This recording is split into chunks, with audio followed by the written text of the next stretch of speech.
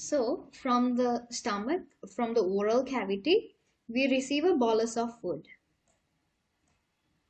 to the esophagus. And then from the stomach, we receive chyme to the small intestine. Now we are starting at this level and we are going to talk about the chemical digestion. What will happen to this chyme? So initially this was acidico-basic chyme. Acidic. Yes. So we receive chyme from the stomach. So what is the sphincter between the stomach, the pylorus of the stomach, and the small intestine?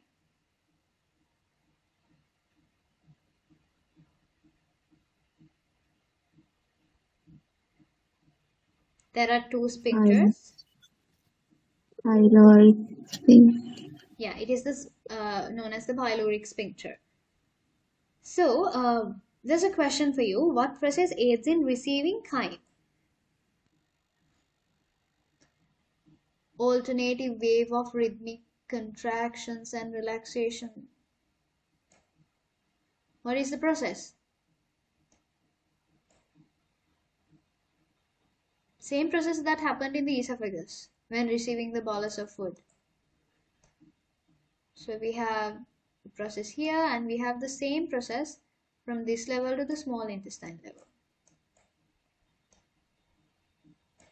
What is the name? What? Peristalsis. Yes, peristalsis. That is the process that aids in receiving chyme from the stomach to the small intestine.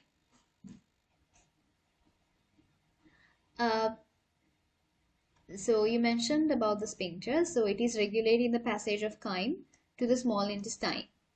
And this chyme will combine with the secretions of the glands in the intestinal wall, secretions of the liver, and the secretions of the pancreas. So initially in the stomach, it only combined with gastric juice and gastrin hormone and all that. But here in the small intestine, we have a lot of secretions. So that's why this is the end part of digestion. We have to do everything that we can in order to complete digestion from this at this point. So that's the purpose. So because of that, we have a lot of secretions. We will be discussing about each one. So now you have another question. What are the enzymes secreted by the glands of this intestinal wall? So one is intestinal wall secretions, the next one is secretions of the liver and secretions of the pancreas. So what are the enzymes secreted by glands of the intestinal wall? You can use the resource book.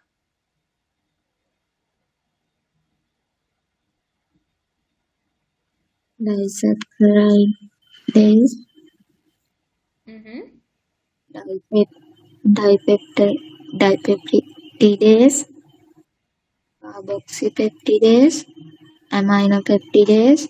Nucleotidase. Nucleoside. Phosphatase. Yes, those are the seven enzymes secreted by glands in the intestinal wall. So you have to remember this separately because in the MCQs, usually they give a lot of dases and lases and everything, and you have to figure out what comes from the intestine, what comes from the pancreas, so and so, like that. So I will give you a method to remember that easily. So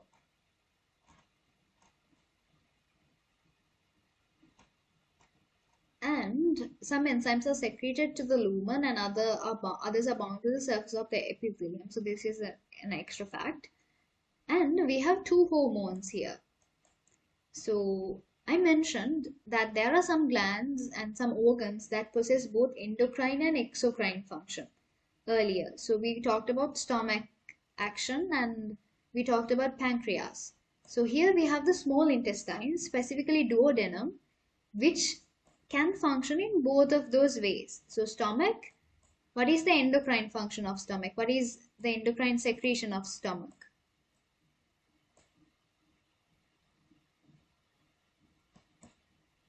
Gastric juice. Are you sure? Endocrine. Endocrine means hormone. Gastrin hormone. Gastrin hormone. And pancreas endocrine function, insulin and glucagon at the islets of Langerhans. And duodenum has endocrine function due to the secretion of CCK and secretin. So they get secreted from the endocrine section. And the exocrine part with a duct. For the pancreas, that is acinar cells, and it will secrete pancreatic juice. And in the stomach, the gastric juice. And in the duodenum, we have which juice? So intestinal, we don't say it's intestinal juice, but yeah, it's kind of as the intestinal juice known as that. So are you clear about this section? Yes, teacher. Okay. So what you have to know about this whole thing, you can summarize that using this chart. And what you have to know is from which to which this conversion happens. So there's a set of equations present in the resource book also. You can get the support of them. And you mentioned 7 types of enzymes secreted by the intestinal wall, which are the components of the intestinal juice. So that's that one, and this pancreatic juice related enzymes are usually combined, and then they kind of use those two as a key point in a question. So I will give you a method to remember one of them, then you can remember the other one easily. Okay, so if we take the pancreatic juice, so we talked about intestinal juice, there are 7 enzymes, and in the pancreatic juice we have trypsin, chymotrypsin, pancreatic amylase, carboxypeptidases, pancreatic nucleases, pancreatic lipase, and we have something extra as bicarbonates. So what you can use to remember this, so pancreas has 1, 2, 3 protein related enzymes.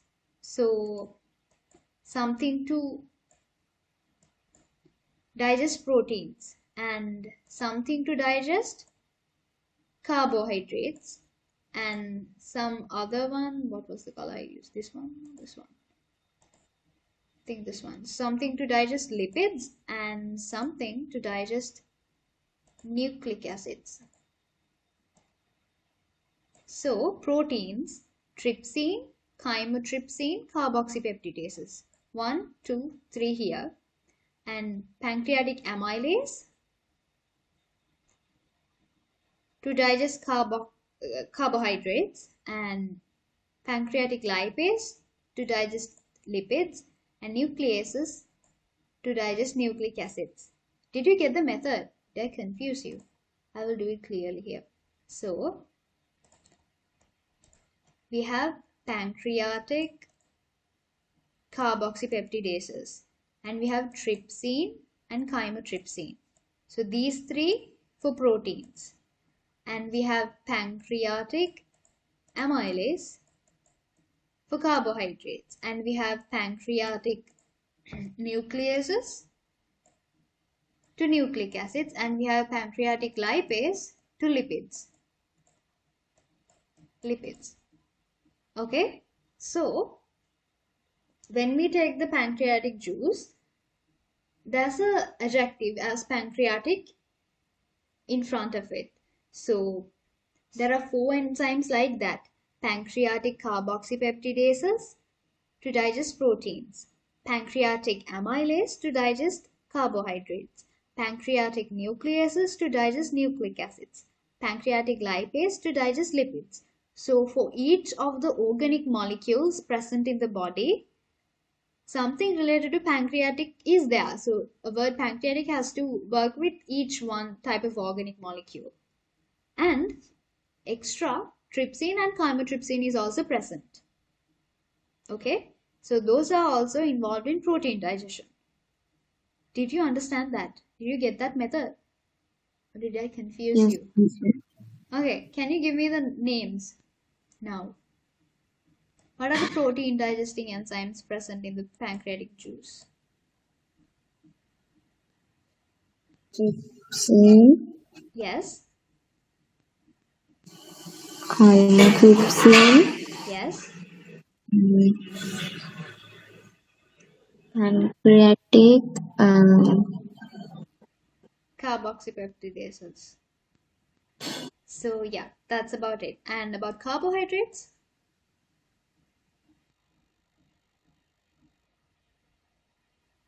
pancreatic amylase, Good. And for lipase? I said that. So for lipids, which one? pancreatic lipase, And nucleic acids? pancreatic nucleases. Yes, good. So that's the method that you can use to study those stuff. And when you know this one, you can easily eliminate the stuff related to intestinal juice. So intestinal one is disaccharidases, dipeptidases, carboxypeptidases, aminopeptidases, nucleosidases, tidases, phosphatases. So those stuff are kind of different from the ones given here because the pancreatic word has to be given in front of some, and now you know, like you surely know the stuff included in the pancreatic juice, so you can eliminate the things that are not involved because you know one thing, you can remove, like you can eliminate, you can use that as a base and answer such questions. Okay, now we have to talk about the digestion. So we're here, we're talking about carbohydrate digestion in the small intestine. So, pancreatic amylase catalyze conversion of polysaccharides into disaccharides. So, just in case in the essay, if they ask about the digestion and write about digestion, it would be better if you don't mention them in the equation form because the essay has to be written as an essay. They don't encourage you to write those equations. It would be better if you write everything in a word form. So even like charts, point forms, numbered answers are not expected.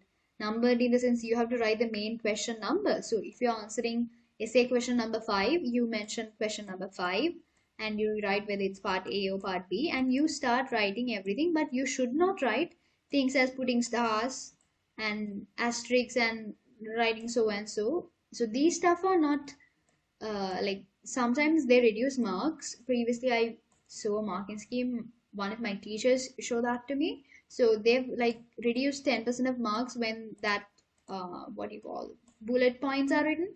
So they've written the whole essay in point form.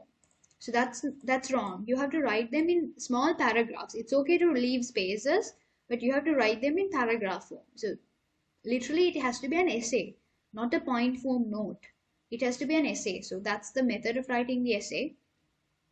So even in this case, it would be better if you don't write equations, but write that in the word form, like pancreatic amylase catalyzed conversion of polysaccharides into disaccharides, without writing this in this way. So this one, you have to convert it into a word form and write it. Okay. The next one is intestinal disaccharidases catalyze the conversion of disaccharides into monosaccharides. So you have to remember these stuff. It's easier for you to study them with the equation, but when you write them, make sure to write it in the word form. Okay. And here I have highlighted the word catalyze. So what we mean by catalyze is in chemistry we talk about a mechanism where that energy activation energy is like this. I don't know whether you have learned about kinetics by now. So here we have something called the transition state. So when an enzyme is used or a catalyst is used, a different pathway with a lower activation energy is used in order to convert whatever the product, whatever the reactant into the product. So the word catalyze means converting something with high efficiency with a different pathway. So it has a specific meaning. And you just write pancreatic amylase convert polysaccharide to disaccharide. That's correct. It's true, but as a student who study biology and being an advanced level student, so A level means advanced level, so you have to be specific about the things. In grade 7, we talk about, if we take photosynthesis, we don't know anything specific about photosynthesis. We say plants produce their own food. And that's true, that's correct. But when it comes to advanced level, we learn a set of specific terminology, and that is there for a reason. And you have to write it, you have to show that you're advanced. You have to mention those keywords, those specific terms that are related to that particular section. So here, the word catalyze is something very important. So when you write that, you have to be very careful to mention that. Okay, that's what why I have highlighted those words. Okay, the next thing, this is the equation, similarly as in stomach. So polysaccharides come up to disaccharide level, and disaccharides are converted to monosaccharide level. So this is the final level. That's why we say in the duodenum level, most of the digestion is completed. So this is the final form, the simplest version of carbohydrates. So you have to remember what is the specific enzyme involved in that. Polysaccharide to disaccharide, we have pancreatic amylase, and disaccharide to monosaccharide, we have disaccharidases. So it's easier to remember the enzymes coming from intestinal wall, because the word, whatever the enzyme that has that particular same feature, so disaccharidases act on disaccharides. Okay, so you can see it very clearly in this one. So this is not mentioned in our resource book, but you can get the idea of what I mentioned. So maltase will act on maltose, sucrase will act on sucrose, lactase will act on lactose. So in the same way, disaccharidases will act on disaccharides and will convert it into a final product. Did you get the idea of what I said? Yes, teacher. Okay. So that's the final output of carbohydrates. Now we have completed carbohydrate digestion. And now we have to go for protein digestion. So you can fill this chart up to this level. So there are two what do you call rows for this one, specifically for pancreatic enzymes, where you have to talk about this one. And the next thing is intestinal enzyme, which is disaccharidases. You have to talk about that here. So separate like spaces are there. So in that way, you won't confuse yourself. So you can highlight this pancreatic word and write whatever the thing related to pancreatic enzymes in this box, and whatever the thing related to small intestine, you can write it here. Okay. Now we have to do protein digestion. I'll finish here up to like we'll complete protein digestion and finish. Okay. Are you tired? I think you might be tired. You had another, like, you had a class previous to this one also, no? So you might be very tired. What was that? Physics or chemistry? It was also biology. Was it also biology? So what were you learning previously? It's fourth lesson Oh, and about plant form and function. yeah. Okay. So protein digestion part, you might be really, really tired, because that section also has a lot of information and stuff. So anyway, this is like different, no? So that's plant, this is animal form, no? Anyways. So protein digestion. We talked about enzymes, so pancreatic trypsin, chymotrypsin, and there's another one. What was that? It's here, pancreatic carboxypeptidases. So these are pancreatic enzymes coming from the pancreatic juice, and we have protease catalyze the conversion of small peptides to amino acids. So amino acid is the last stage of proteins. So again, it is giving you the idea of how this digestion is completed in the duodenum level. Okay, so this word protease, you have a question. Which part secretes protease?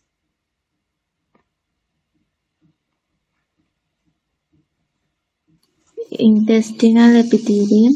Yeah, that's given in the resource book. So, what we mean by protease is dipeptidases, carboxypeptidases, and aminopeptidases. So, those are all intestinal enzymes. And the next thing is the flow chart. So you can easily remember this flow chart, but the most like horrible thing is these small words are changing. So small becomes smaller and then again becomes small. So you have to be very careful about these adjectives because only from that one it makes a huge difference. So small polypeptides become smaller, still polypeptides, and then it becomes small peptides.